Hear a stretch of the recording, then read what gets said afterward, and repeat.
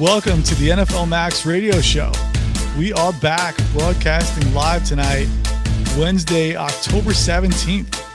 And we're just about midway through the fantasy season as week 7 is right around the corner. And we're going to take a look at some players on the rise and talk about some trade options for your teams in Dynasty. So we're back, taking over your YouTube airways tonight. And as always, Ewok Juggernauts here with the hot pineapples. So let's just jump right to it. Let's just jump into. Yeah, and so let's we're going to kind of take a little bit of a different approach tonight, as opposed to talking about specific players down a list. We're just going to kind of riff a little bit here. We're going to bring up some offenses that maybe don't get talked about a ton. And, we just want to make sure that we're bringing you guys week to week, maybe some values that you can get off offenses that aren't performing well or players who aren't talked about as often. So we want to make sure we're covering our bases here for you guys, giving you values week in and week out. So we're just going to kind of bring up some offenses tonight and just kind of riff and talk about them a little bit. What players are in the system, maybe guys that we don't talk about. Are they showing progression or are they going backwards? But first, we're going to start with the biggest news that broke this week, and that would be Devonta Freeman heading to the IR. He is potential to return, but as you can see, this is definitely something that's prolonged. They weren't expecting it. They tried to bring him back, and the very next week, he ends up on the IR. So it wasn't an ideal situation. Clearly, he wasn't ready to come back. It's a big loss for this Atlanta offense, but one guy that we really want to key in on, and he's been brought up the last 2 weeks, and I just said we don't want to keep talking about the same guys, but Ito Smith, man, he rose to a 43% of his snap share. So he's now legitimately, that's a season high. This is legit a running back by committee. And one thing I think it's notable to see is Tevin Coleman isn't even getting the optimized looks. It's Ito Smith that's getting the goal line carries. So one thing that is very important heading into the week, I'm sure he's taken in most of your dynasty leagues, no matter the format, whether it's shallow or deep. But if he's not, you have to change that. And he's worth a large waiver bid. He's someone who's going to be a difference maker. And I don't see anyone coming out of the woodworks to kind of be worth any sizable bid over what Ito Smith could provide for you in that offense, because it's a high-flying offense. So what do you think? Yeah, I mean, I've purposely brought up Ito Smith every week for weeks now, and here we are. Freeman, we talked about this a few weeks ago. We weren't sure if the Freeman injury was going to linger or not, and it is, and he's out for the rest of the significant season for fantasy. But, 11 carries on Sunday, only 22 yards, but he scored a touchdown again. So they're using Ito Smith in goal line situations, and he's playing the Devonta Freeman role, which is incredible because going into the season, we're thinking, he's going to play that satellite role. So, as a Ito Smith truther, I'm thrilled about this and really excited about what we could see out of him now this year, playing that lead back. And, it is kind of disappointing as a Tevin Coleman fan. He, not really that successful in the. Yeah, he looks destined for a committee, huh? Yeah, it's scary because I've got so many shares of Tevin Coleman, and you've got to be scared as a Tevin Coleman owner because he's hitting free agency next year, and I'm not quite sure we're going to see what we thought we would have seen in the offseason. So real quick, just to touch on Ito, if you guys don't know about Ito Smith, he went to small school. So his senior year, 1,400 rushing yards, 13 touchdowns, 40 receptions, 396 receiving yards, and 2 touchdowns in the air. Did it again the year before that, 1,459 rushing yards, 17 touchdowns, another 40 grabs, and 450 yards in the air. So He's got the college production, and you look at his metrics, and he looks very comparable to Devonta Freeman. Both pretty much the same height, pretty much the same weight. But Ito runs a 4.5 in the 40, and so does Freeman. So, I mean, same build, same metrics, very similar, and the college production's through the roof. Granted, it's, small school, but still, you got to be excited if you're an Ito Smith owner. And I'll pull up some trades here for the Trade Finder, and you tell me which way you'd go. Ito Smith for Duke Johnson straight up.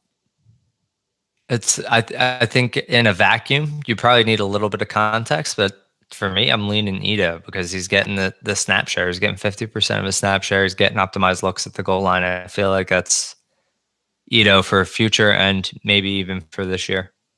Absolutely. Ito Smith for 2019 third and fourth. Ito Smith.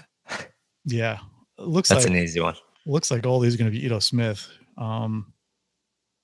Ito Smith. Yeah, he's just undervalued right now. And the one thing I really like about Ito Smith that, if you watch him play, he's playing that Devonta Freeman role, but he has a very similar running style to Devonta Freeman. He's a punisher. Like when he runs, he's going to make sure that he finishes his run. It's one thing that as a Cowboy fan, I used to love watching Marion Barber, the third run. He used to punish people at the end of every run, and he wasn't afraid to lower his shoulder. When you watch Devonta Freeman, you see that same thing. He's going to make sure that you feel it as he goes and gets that extra yard or two. Ito Smith looks like he runs the same exact way. They're try-hard guys. And you know what? The biggest knock on both of them coming out was that they were a shade too small. They couldn't run between the tackles because they're only 200 pounds. Like you were saying, they're almost identical builds. But Devonta Freeman has had sustained success in the NFL. And I don't see Ito Smith being any different. I see him being the same type of runner, try-hard guy in a good offense, in a good system for running backs. I really think he could stick and, be a big player, not only this year, but even into the future. The Falcons have an out for Freeman in 2020 after 2019. And so like here we are, a few weeks ago, Tevin Coleman's the lead back and Ito is going to play the Tevin Coleman role. And now Freeman's out for the year. And we've seen over the past week or so where Ito's playing the Freeman role and Coleman's back to doing Coleman things. But, at the end of the season, Coleman's gone. He's going to be a free agent. And here we are with Freeman and Ito Smith. Looking at the contract here, when they have an out after 2019, dare I say it, but Ito Smith could be the feature back in Atlanta at the end of 2019. So wheels up for Ito Smith.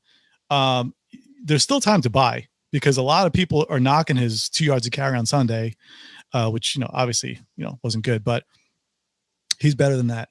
And like we said, Atlanta's going to use him in goal line and as a feature player. So with that said, we can move on. Yeah, and there's another guy that I want to touch on in this offense, and that is someone who I don't think we have brought up on this pod yet, and that's Austin Hooper. He kind of catches a little bit of flack because he doesn't have the consistent big game. But when you look at tight end right now, this position is decimated. And Austin Hooper was a guy coming out who had some promise. And one thing that people want to overlook is tight end. It takes a couple years to develop. And Austin Hooper has been coming right along. He's in his third year in a good offense.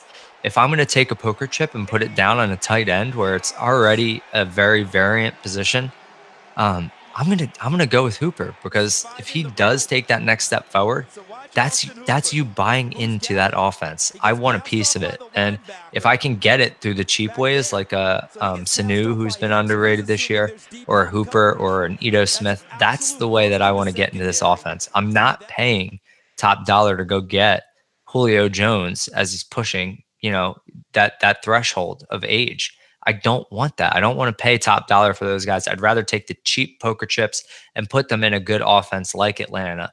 Similar thing with the Rams. If you're going to get a poker chip, take the cheap ones. Take the cheap ones in the good offenses and see where they land. Sorry. I was going to say, let's go to Chicago.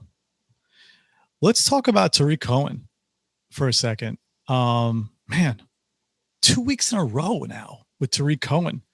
And the complaints were flying the first 3 weeks that how come Nagy wasn't using Cohen. And here we are, back-to-back weeks.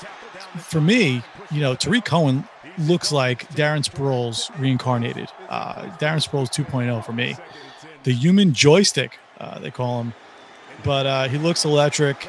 And, the rumors are out there already about Jordan Howard being traded. And Howard doesn't fit that offense. Cohen does. You talked before about cheat codes.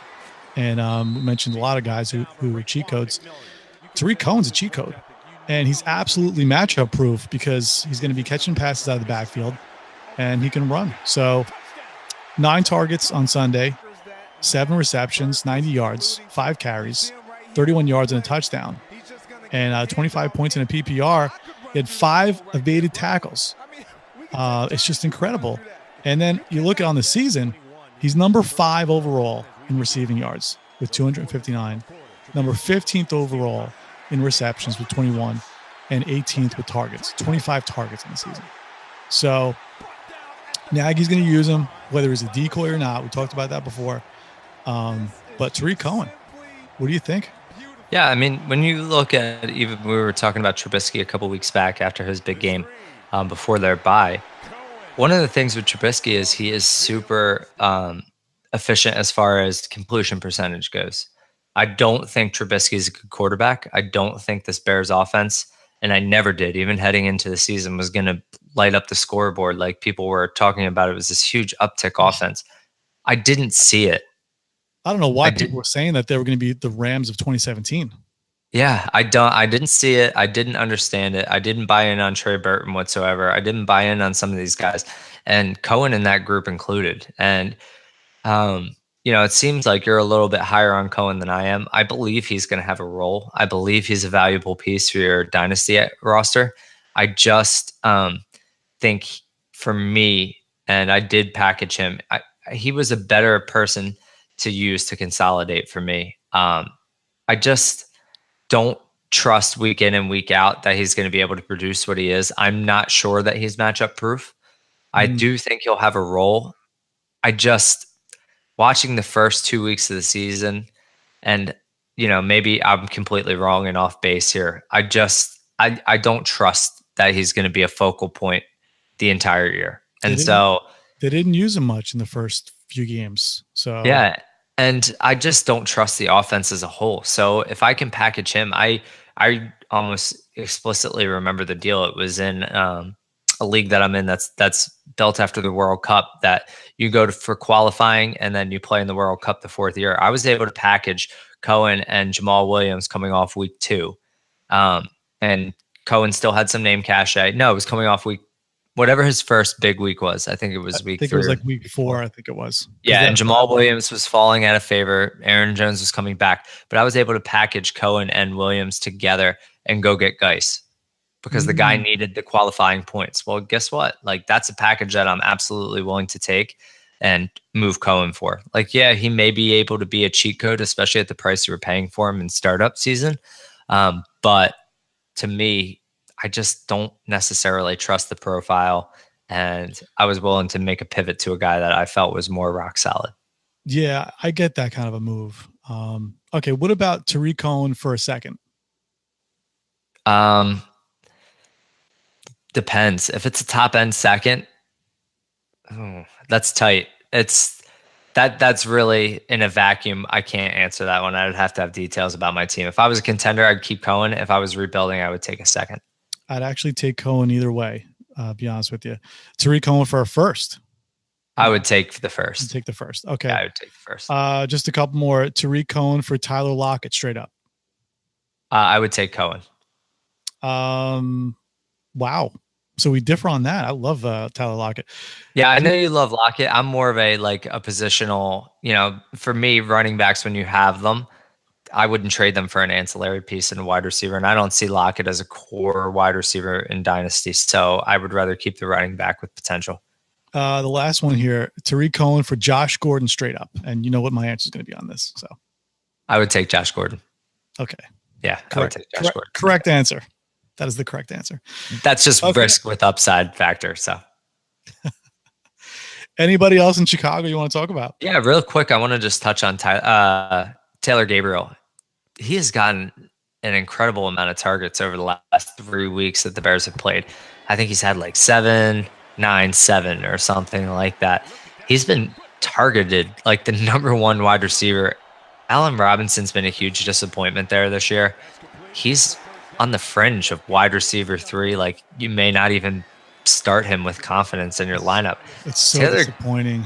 Taylor Gabriel was free. I mean, even in our league, right, that you run, I was able to pick up Gabriel in week 5 off the waiver wire. So he's free he was free in a lot of leagues. He's picked up probably at this point. People aren't viewing him as a cornerstone asset in Dynasty, nor am I. But if you need that bridge type player or the guy to get you through the bye weeks, you're in the middle of the gauntlet. Like, if you're a contender or you're on the fringe of the playoffs and you think your team has a chance, Taylor Gabriel is the perfect kind of person to target. Trade, I disagree with the fact that people say don't trade your picks at this point. If you're a contender, 2019's class is not that strong. Be willing to move some of those 2019 picks in the second and third round because it's top heavy at wide receiver. There's not too much depth to it. It's not these running back classes that we've been seeing these past couple of years. We've been spoiled. So don't be afraid to trade those second or third round picks to get some of these guys who are maybe not Dynasty assets long term, but they can bridge the gap for you.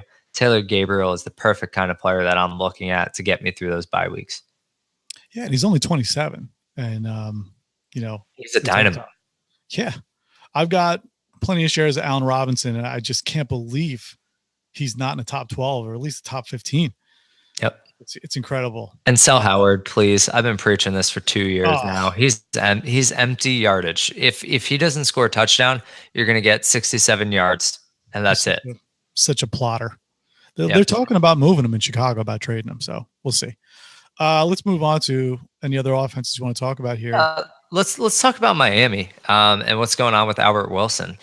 This went under the radar a lot of the offseason. And when you go back and you look at the contract on overthecap.com, he got paid. Dude got paid. And it was a little bit front loaded. It's essentially a 2-year contract, but he was paid like a wide receiver 1-2 fringe. Like, he was the first wide receiver they went after before. Yeah. And you know what? He plays that role so well. And they kind of went after Amendola and Wilson in mind that the two of them kind of together could produce what Landry did. And I don't know if that's necessarily the case because Amendola has been so bad, which, by the way, he's seeing the most snaps there in Miami and is doing nothing. He had the number 1 snap count the past 3 weeks for Miami. It's crazy. He's out snapping Kenny Stills.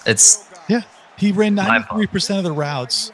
And Kenny Stills ran 85%, and then here we are, Albert Wilson with 67% of the snaps. I mean, they're going to figure it out, though. They're going to. They already did. They saw it on Sunday.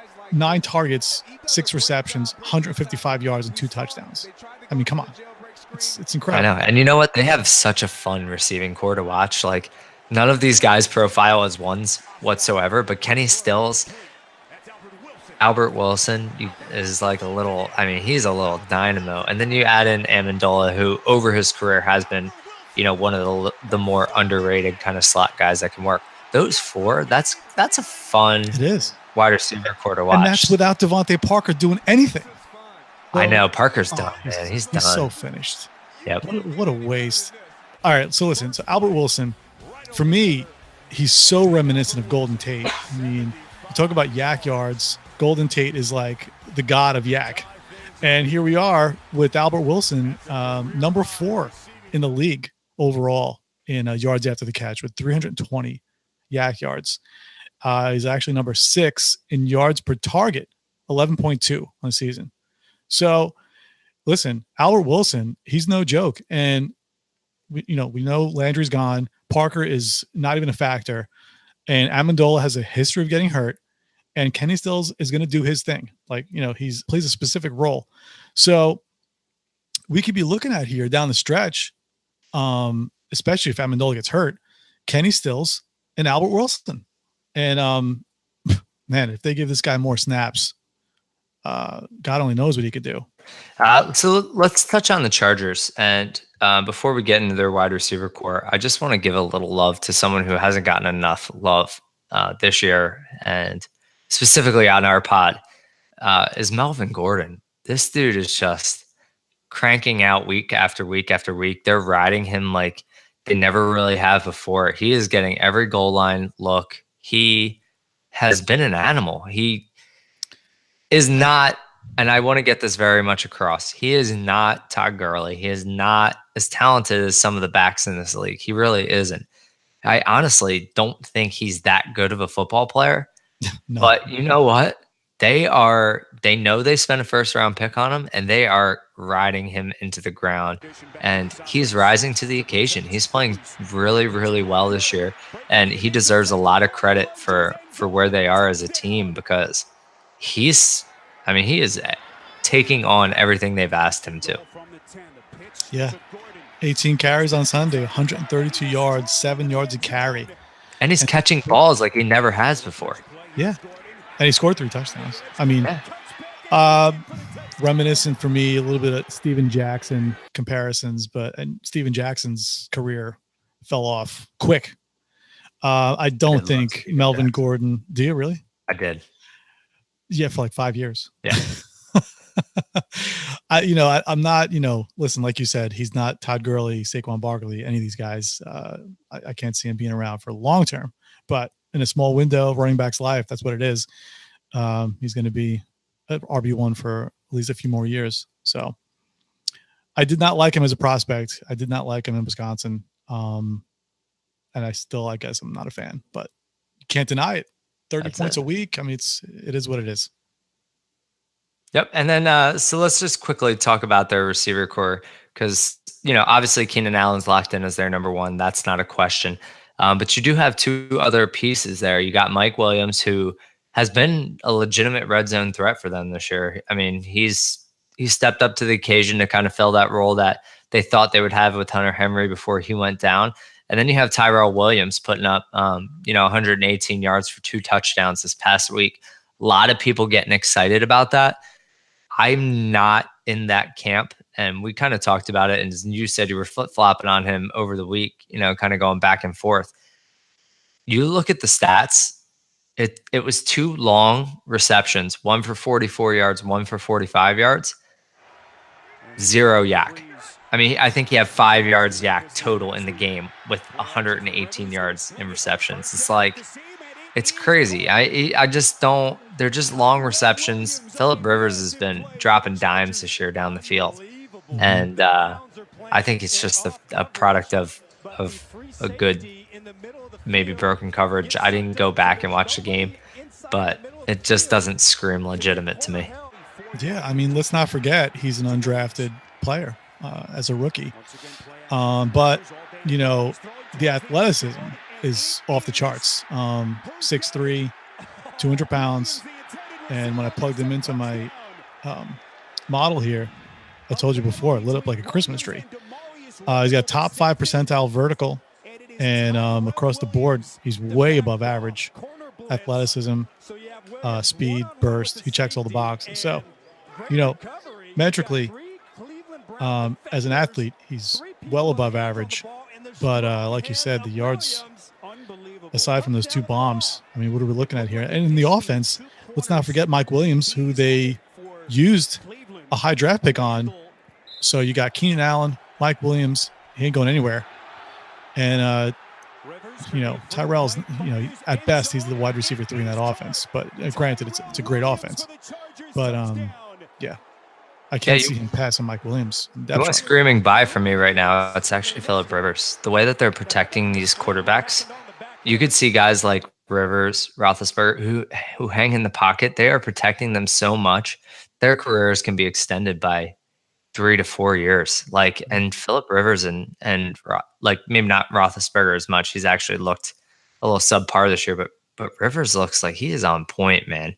And if they protect him, he can still sling it around for another 3 to 4 years. You want a solid quarterback to bridge the gap and then take some shots on guys like Lamar Miller, Josh Rosen, or even some of the QBs that are coming in a couple of years, like Fromm and Tua. I mean, man, go haywire, because you can fill that spot with a guy like Rivers, and you can get him pretty cheap right now. So the night would not be complete without a mention of my dude, Josh Gordon. Okay. So we ranted and raved. I ranted and raved, at least, about Josh Gordon a few podcasts ago. And here we are, 81 snaps this past week. And 81 snaps or 81%? Oh, sorry. 81%. Yeah, 81%, right? Yeah, he rose. 81% of the snaps. And here we go. You know, it's happening. The Josh Gordon experience is happening in New England. And I'm so excited watching that game. I couldn't believe he hardly ever left the game. So you've got to be excited if you're a Josh Gordon owner, you know, for the second half of the season when you need him the most, you know, especially going towards the playoffs here. I just had to bring up Josh Gordon and that snap count. What do you think about that snap count? No, for sure. When I was looking at the percentages of snap share, that definitely jumped off the page at me. I didn't, you know, I was on the pod last week saying, you know, you can't trust him until he plays 50 or 60%.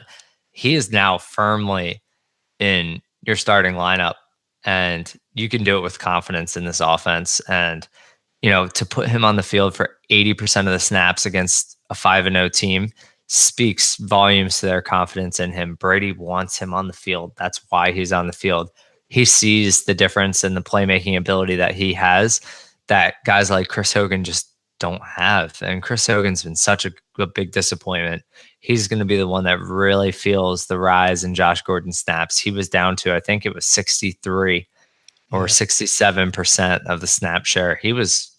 He's really falling off. And I didn't think Hogan would be that affected, but I also didn't think Josh Gordon would be on the field for 81% of the snaps. So it is exciting for the people who have held on to Gordon. You know, there have been people who have weathered the storm, such as yourself, and kudos to you, because, man, the first sniff of anything with Le'Veon Bell last year, before he even, you know, I knew it was going to be this. I wanted nothing to do with Lev, even if he was sitting out the preseason and going to be back week 1 or week 2. The first sniff of that, I was off the boat. And so kudos to people who hung in with Josh Gordon. I hope it works out for you, because it's going to be a fun offense to watch.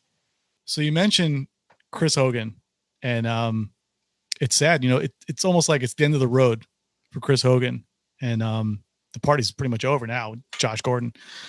But you know, segueing with disappointments, I got a whole laundry list here of disappointments for me. The entire Titans offense. Can we talk about these guys for just a hot second? Because we just talked about your boy, Corey Davis, like 2 podcasts ago.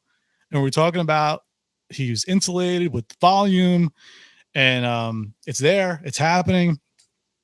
2 weeks in a row, single digits. And he was pretty much invisible on Sunday. What is going on in Tennessee? And it's not just Corey Davis, it's everybody. I mean, Dion Lewis, they brought him in, paid him big money, paid him top 10 running back money. He's insignificant. Derrick Henry, not doing anything. Corey Davis, we mentioned. Taywan Taylor. Even the rookie, not the rookie, but the second-year tight end, Jonnu Smith. I mean, man, it's just so disgusting to watch them play football. I know, and it's wild, because you're thinking, like, there's got to be some value to be mined here somewhere, but, like, Mariota doesn't look good, and we can stop talking about the nerve. Like, it's been weeks now. He should be rolling back to form, and he just doesn't look good, like, at all. Dion Lewis had to work in the beginning. It looks like they're starting to move off of him, but it's weird because you're not seeing Henry really pick it up either. So it's like, I don't even know if their pace is just so slow that they aren't getting snaps. Like, they had every opportunity to give Henry goal line carries, and they're not. Yeah. They have every opportunity to then feature Dion Lewis, and they're not. They should be trying to force feed the ball to Corey Davis, since he's the only one with any size and ability, and they're not. And Jonnu Smith has been, I mean, he had a pretty good game this past week. He was about the only bright spot on the team, but before that, he was almost non-existent. And it's a very weird offense. I really thought 2 years ago that they were going to be the good offense, and they flopped. And or not 2 years ago, last year, I'm sorry. I thought they were going to be the good offense. They flopped.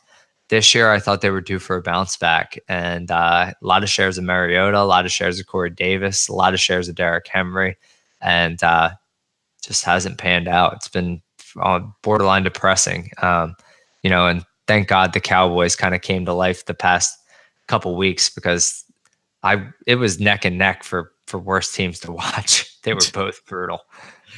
It's so bad. And this was my fear, Corey Davis as a prospect coming out, because when they drafted him as a rookie, they were running the exact smash mouth, and that didn't pan out either. Totally different regime, but this was my fear with Corey Davis, that he was going to be stuck on a team that just is not going to throw the ball. And I love Mariota as a prospect. I still love him, but God, can you throw the ball? I don't know. You've got to be concerned about Corey Davis. Obviously not his career, but you've got to be concerned about him as a Titan. And listen, Mariota's not going anywhere. So what are they going to do? They're going to have to bring in a new offensive coordinator next year and try to fix this offense. But I don't even think that'll happen, because LaFleur was, he's off that McVay branch, and I just don't see that even happening. So, well, he's not who we thought he was then, because he's got talent there. I mean, it's very scary, for Corey Davis right now. So, what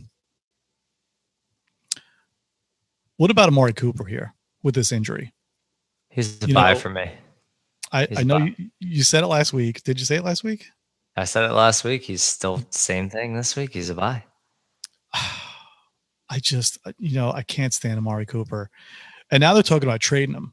So that would be the best thing for him. And you know what? You don't want to see guys shipped around unless it's like a Brandon Cooks who's being shipped around for a first round pick, which means like he's legit. You don't want to see players traded, but this situation is so bad. The Raiders are so inept. It's so toxic that the relationship between the two parties is almost strained. And Amari Cooper won't come out and say it, but the dude has talent. You're not questioning his talent ability. He has talent. I just think the situation is so toxic. The coaching is so irrational. The front office is inept. Like everybody, actually, I don't even know that the front office is inept. I think Reggie McKenzie actually had them on the right track. And then people come in and interrupted the process and dismantle. It's just so defunct out in Oakland with them moving to Las Vegas. They got just too much going on. And I'm not sure Derek Carr is a very good football player. So I would prefer him out. And I have so many Amari shares that I want him out of Oakland. I don't care where he goes. It feels like anywhere but Oakland would be the best place for him. Yeah, he definitely needs a fresh start. That's for sure. And I'm not an Amari Cooper fan. You don't say. Yeah, shocker. Yeah, I mean, he had those two huge games. As far as actual impact, he was a game changer for 2 out of the 5 weeks that he played. Yeah, and that's kind of like what he does, though. You look back at the past couple of years, and it's pretty much like single digits, and then a couple of games where he pops. But game. I don't want him as my wide receiver 1 right now. Oh, okay, fine. That I get, but that's not what the Dynasty community is talking about. Yeah, Dynasty community. I'm not paying up for him like he's a number 1 wide receiver anymore. If I can get him as if I'm buying him as a wide receiver 2 or 3, then we're talking. That's a discussion that can be had. I'm not buying him as a wide receiver 1 right now. Yeah, but nobody's selling him as a wide receiver 2 or 3 right now. They're still going to hold on. That's false. Go into the trade finder. That's false. I thought we looked this up last week. We'll do it again. We did, but there's probably some that came over the course of the week. There's been consolidation deals where he's been sent for even a first straight up. A first straight up for Amari Cooper? Yeah. Oh, I'm taking the first. No, hell no. You're out of your mind. Well, what are we talking about here? Top half first or second half first? Oh, second half first. A later first. Cooper and Philip Lindsay for Brandon Cooks and Breida. Oh, I'm taking Cooks and Breida all day. Yeah, I'm taking Cooks and Breida there. Cooper and Isaiah Crowell for Lamar Miller, Mike Gesicki, a 2019 first, and a fourth. That's Amari Cooper's side all day Oh, long. no. I'm taking the first, fourth, and Gesicki. Forget about Lamar Miller as a throw-in. For Cooper? Gesicki's getting beat out by Nick O'Leary right now. He's a rookie. Rookies never do anything. Really? Because tell me that's not happening in Baltimore right now with Mandrews. Oh, what is he averaging a week? How many points? It doesn't matter. He's on the field. Gesicki, you're telling me, Mike, you telling me Gesicki can't beat out Nick O'Leary? Oh, come on. You got to give him at least a year. What? You got to give him a year. I don't have to give him anything. He can't beat out Nick O'Leary? Well, Nick O'Leary. All right, it's week 6. Let's give him at least the rest of the season. Nick O'Leary. You want me to pull up Mike Gesicki's stats? Yeah, please. His metrics. He's an absolute beast. I'm sure he is. He's a workout warrior. I never liked Gesicki though, so I'm so probably biased, but I don't. You can't beat out Nick O'Leary as a rookie, as an athletic freak. Forget about it. I don't care. I don't want you for one week. It's like Gerald Everett. I don't want Gerald Everett. If you can't beat out Tyler Higbee in your second year, well, that I agree with. I mean, I'll take. I'm not going to crap on Gerald Everett that much because, like I was saying, if I'm going to take a poker chip, I'm going to buy into the Rams offense. He's my cheap poker chip. But if you can't beat out Tyler Higbee year 2, I mean, that's a joke. Nick O'Leary is worse than Tyler Higbee. Yeah, but they just brought him in. Years. It takes them years. I don't care. As an athletic freak, you should be able to beat out Nick O'Leary. No, because it's not just about being an He's athletic Jack freak. Nicklaus's nephew. He's not even a good athlete. He's not even like a supreme athlete or a mediocre athlete. His bloodline is a bad athlete. You can't beat out Nick O'Leary. Listen, you're an athletic freak. No, this is crazy. He's a second-round pick. Okay, here's his metrics. He's 6'6", 250 pounds. Okay, and then you go. I don't care if he's Yao Ming. Talk about lighting up the Christmas tree. Now, these are the categories where he's top 5 percentile of all time. Tight ends, 3-cone, 20-yard, agility, vert, broad, burst, Spark X. Don't care. And his catch radius. This is top 5 percentile. I don't care. If you can't beat out Nick O'Leary, I don't care if it's a rookie year. I don't care. He'll beat him out eventually. It's week 6. He probably doesn't even know half the playbook yet. That's his fault. Anyway, you can have Amari Cooper for that price. I'll take Gesicki, a first. And what else was in there? I'll take Cooper all day long. And a fourth. You can have your Amari Cooper, who's a wide receiver 2 or 3. I'll take Cooper all day long. Moving standing on. by it. While I got your feathers all ruffled here, you're not gonna like this one. Let's talk about Mike Evans. Can Winston throw the ball to Mike Evans? No. Like, what is going on in Tampa Bay where Fitzpatrick throws him the ball first 3 weeks of the season, and then Winston comes in there and he's throwing it to everybody but. It's crazy. Winston has this thing for Cameron Brate and Adam Humphries. It's so weird. I don't understand why he can't throw the ball to Mike Evans. It's a no-brainer. You watch Mike Evans, it's not Mike Evans' fault. Anyone who was down on Mike Evans coming into the year, it is not Mike Evans' fault. He can play. Just watch him connect with Fitzpatrick. He can ball. This is all Jameis Winston. I don't know what it is. It's so weird. It's just not there with him. I don't know why. And then they've got Deshaun Jackson. So Humphries too. Humphries ran 40% of the routes. D-Jack's 26 and Godwin only 25. Yeah, that's crazy. Myself. It was actually 40 routes, not 40%. So Humphries ran 40 routes, D-Jack's 26, and Godwin only got 25. That's crazy. So D-Jackson and Godwin add up to almost as many routes run as Adam Humphries. Are you kidding me? And you know why? Because Jameis wants him on the field. That's why. Go back and look at the first couple weeks. How many did Humphries run? I think he was inactive week 1. He might have been. I'll have to pull it up. So you mean to tell me that Winston wants Humphreys and Cameron Brate on the field over Chris Godwin? I mean, I know Howard was hurt, but I mean, assuming Howard comes back, Brate's going to be, on the bench. Tampa Bay. Howard was in the game this week too. Howard played. Bring back Fitzpatrick, please. I'm so sick of Jameis Winston. Well, I guess we can't close the show out with a mention of Adam Thielen. We got a few minutes left before we can close it out. Adam Thielen, 33% of the Vikings passing attack, 33% of the targets. It's just incredible. And I went back and watched that game, and they're not even rolling defensive coverage over to him. So, I mean, Stephon Diggs, I love Stephon Diggs. You've got to expect a second half emergence from Stephon Diggs. I'm putting my chips on Stephon Diggs for the second half of the season. There's no way Thielen can keep this up. I mean, I'll ask you, is the production sustainable?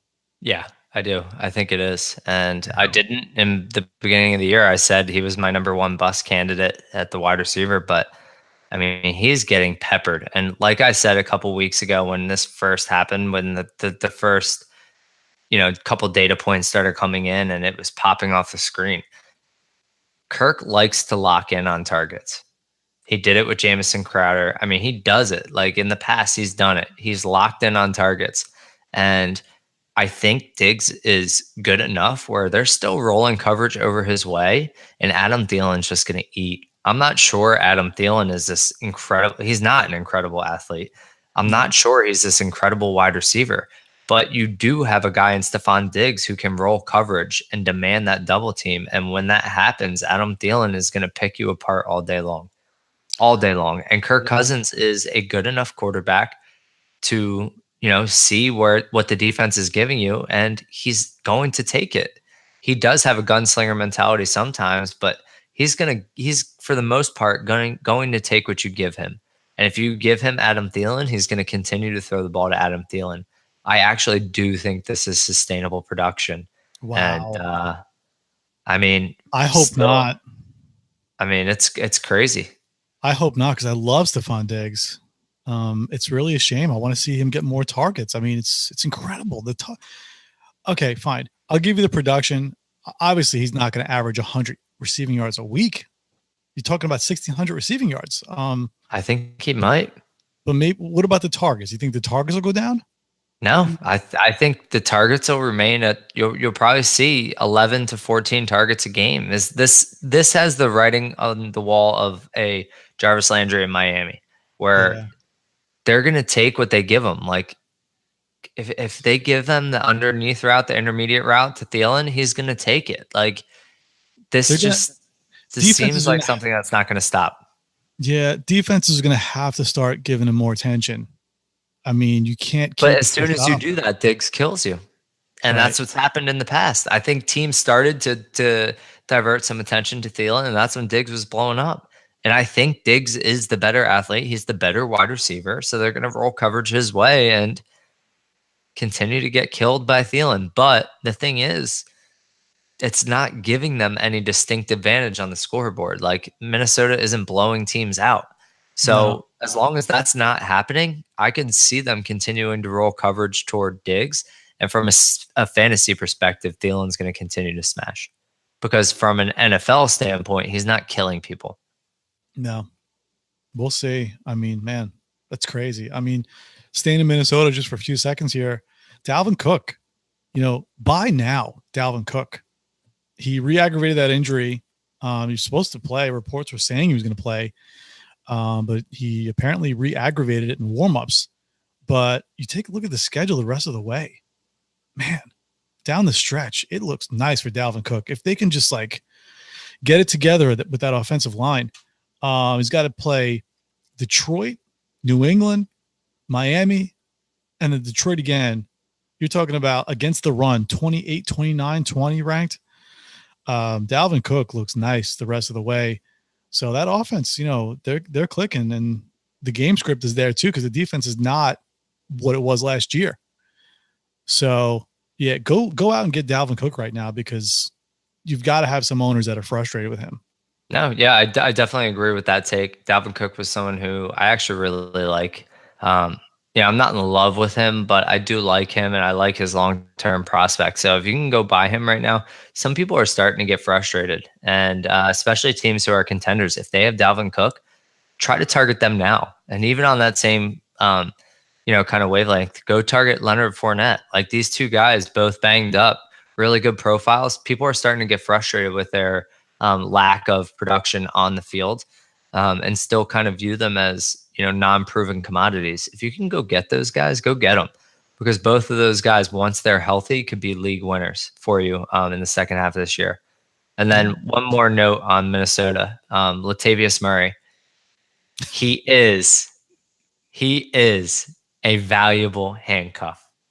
And I said it when it was the Buffalo game. He was scripted right out of that thing, and no one saw it coming. As soon as he has the opportunity to carry the load, man, did they give him a load. So just wanted to throw that in there. Yeah, they gave him a load of dew. You can't edit that out either. Don't you dare edit that out. I won't edit it out. 22 points in a PPR, 155 rushing yards, 24 carries, and a touchdown. But come on, it's Latavius Murray. Listen, if you're still holding on to Latavius Murray, you have a problem, because I loved him as a prospect. I loved him on the Raiders, and we'll never forget the Latavius Murray truthers the night against Kansas City on, I believe it was Monday Night Football. It was a nationally televised game, breaking out that 80-yard touchdown run or whatever it was. But listen, you got to flip Latavius Murray. Go to your Dalvin Cook owner and trade him. I'm still holding all my Latavius Murray shares. I haven't traded a single one of them. I actually traded like for him. You traded for him? Oh, yeah. What did you give up for Latavius Murray, A? And B, what is his long-term prognosis in the NFL? It's a contract league. I gave up.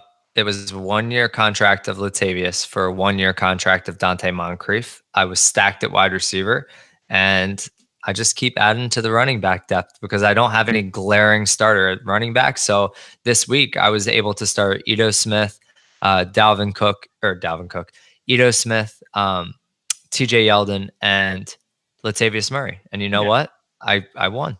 Well, yeah. I mean, I look good doing it. On a 1-year deal. Yeah, I'm taking Latavius Murray. But long-term, Dynasty, come on. I have him everywhere, and I'm not trading him either. Well, I will feel bad for you. I'm going down with the ship. Garbage in a year. We'll talk later. I guess let's end it on this game here, because we got Thursday Night Football, Arizona Cardinals, Denver Broncos. We've talked at length about Phillip Lindsay and Royce Freeman, so we don't have to go there unless you want to talk about them. But folks, this is it for David Johnson. You have to buy David Johnson before this game. This is the David Johnson 2018 coming out party. Okay.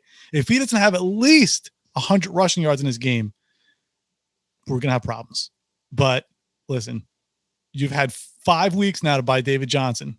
Go buy David Johnson at a discount, because we're talking about a minor wrist injury from last year. Yes, the offensive line stinks. The offense stinks.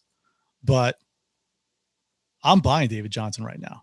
Now, we know that David Johnson was traded today in the NFLMAX League. So thoughts on what you sold David Johnson for, and rest of the year or even future of David Johnson? Yeah, so, I mean, I'm kind of neutral on David Johnson. I don't think he's a glaring buy. I think he's more of on the sell side for me. I'm the type that likes to sell a year early than, hold a year too long. So for me, he's already falling down ADP. Ryan McDowell released some ADP from DLF, and David Johnson's currently sitting at 15 on that ADP. So he's already falling out of the first round. I don't see him getting back in. I was looking at some of the names, and you can argue with me. He was a first round pick this year, but like, are you personally taking him over Mike Evans? No. In the startup next year? No. Are you taking him at over Melvin Gordon? That's tight. That's legit, because for me, he's still a top 5 running back. And are you taking him over McCaffrey? Oh, I can't because of the age. No. Are you taking him over Zeke? No. Saquon? No. Kamara? I hate Kamara. Gurley? So he's not a top 5 back for you. Well, I guess my top 5, yeah, because Saquon and Gurley are 1 and 2 for me. Are you taking him over Antonio Brown? That's tight, because now Brown is going to be 31 next year. Mm-hmm. That's tight.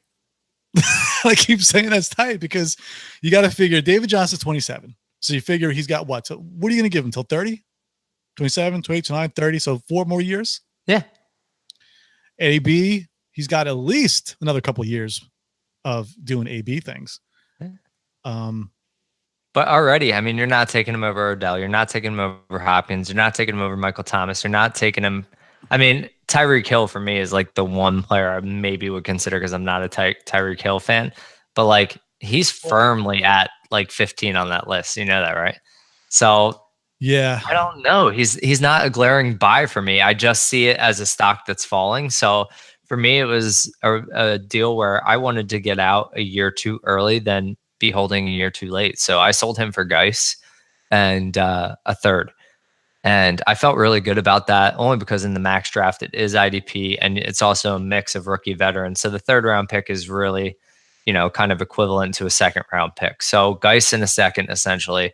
And just watching AP in that system as a pure runner, because the AP doesn't catch balls.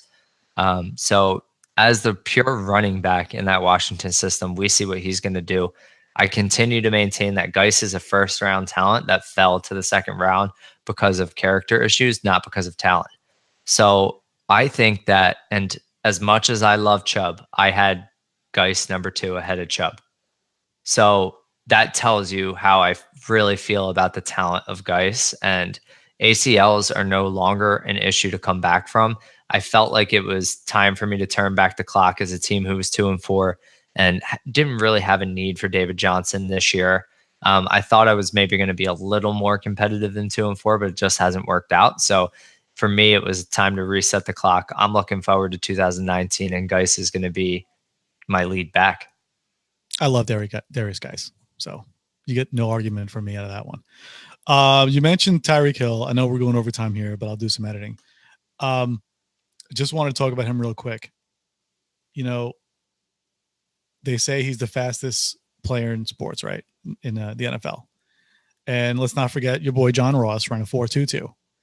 But guess who's number 2 in the 40-yard dash? Right underneath John Ross. Russ Franciscini? Not me. I have to lose a few pounds to do that. Marquise Goodwin. And he was a track star. But see, that's he ran for the U.S. He did. National team. Yeah. 4.27 40-yard dash, 2nd to John Ross. And, before we close out, because he had a big night the other night, 2 touchdowns. He's more than just a track star. When you plug him in and you look at him,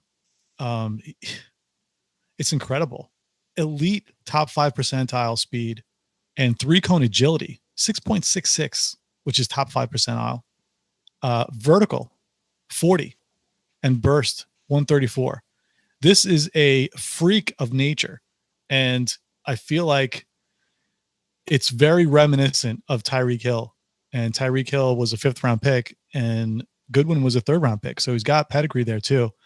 I know Jimmy G's out, but Beathard showed us that he can fling it. And he did for a couple of bomb touchdowns to Goodwin, and he's back and he's healthy. So everybody out there who's got Marquise Goodwin, don't be afraid to start him with CJ Beathard in there. I was hesitant myself. Isn't it incredible how many good players the Bills had? Oh, man, we could do a whole show on that. Woods and Goodwin. I mean, like, I'll just leave it there. Goodwin, Watkins. Oh, it's crazy. Their wide receiver core could be like incredible right now, but it's not. Yeah, I'll he's leave only it there. 27. It's not like he's old. Yeah. So that'll be it for the show for tonight. Final thoughts for tonight? Yeah, just again, and always make sure you counter. That's one last point is keeping the open lines of communication. Always make sure you send a counter offer. Obviously, like Russ offered me a deal today and I denied it and didn't send him a counter, but that's different. Like he knows where I stand.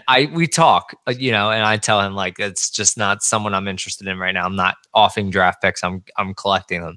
And that's fine, but give some type of feedback. Don't just click the reject button and leave it closed, because that person is a lot less likely to come back and offer you something and try to work a deal. Yeah, I guess I'll say don't burn bridges in your leagues when it comes to trades. In a couple of the leagues that I'm in that will remain nameless, bridges have been burnt. So you don't want to be in that situation. So always keep lines of communication open and communicate. Just be honest. That's all we want. We just want to know. And that'll be it. So that'll be it for tonight's show. I just wanted to thank everybody out there for listening, for watching. And we're almost there. We're almost at the 50 mark. Wanted to thank the subscribers we had the past few days. And once we get to 100, we will be giving out T-shirts. So help us get to that century mark. And again, thanks everyone out there for watching. So appreciate it. And everybody, one clap.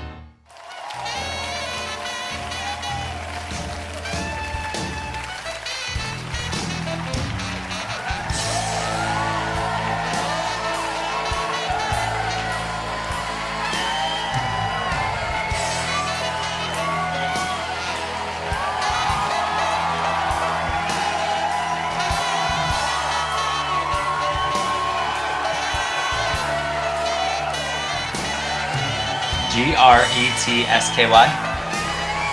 There's no Z in there? I feel like there is. It's got to be a Z in there somewhere. He's Canadian. Right? Yeah. I really just wanted to rub it in your face how Latavius is a bad American. Seriously? You really want to talk about Latavius Murray? Why would I even bother dealing with this guy again? Yeah. Because I've been trying to get Alshon Jeffrey for weeks. And it's like wasting my time talking to Ed. He burnt my bridge so bad. Bell's gonna come back and pull a hammy. He's not playing this year. I can almost guarantee you Bell maybe plays a handful of snaps and is done. Benji's legit. Dude, Benji's stacked. I mean, CJ Beathard starting at QB. Like some guy doing the pod. They're podding together. Yeah, they're two grumpy old men. Yeah, exactly. Yeah, I mean, you got to see some of these screenshots I get. It's unbelievable. He just doesn't offer me anything anymore. No, me neither. Nope. Hence why I've compiled wide receivers. You got better wide receivers than me. I still don't have a number one wide receiver. I've got my please do not feed the Sasquatch behind me. I've had that for a couple weeks now. Trubisky is so bad, dude. He really is. He's so bad. He's not, dare I say it? He's not Jared Goff. I know. Corey Davis, though, he's the one. Oh, yeah, great. I'll take him. Sign me up. You've got to be scared, though. As a Corey Davis owner with that. I'm not scared, dude. I'm not contending this year. So, like, is it Mariota or Mariota? I don't know. I say them both sometimes. I say Mariota. I know, because you do mix it up. I can't. That's like your preferred. I like Mariota. I'm sure you do. It sounds very nice. Mariota. Effed up right now. Mariota. I've never heard anyone say Mariota. No? Oh, bad news. Don't think I have a marker. Oh. May have to wait. Too bad I can't transport it through YouTube. I'll just send it your way. Yeah, right?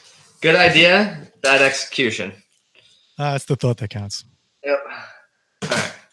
Scratch that. Scratch it.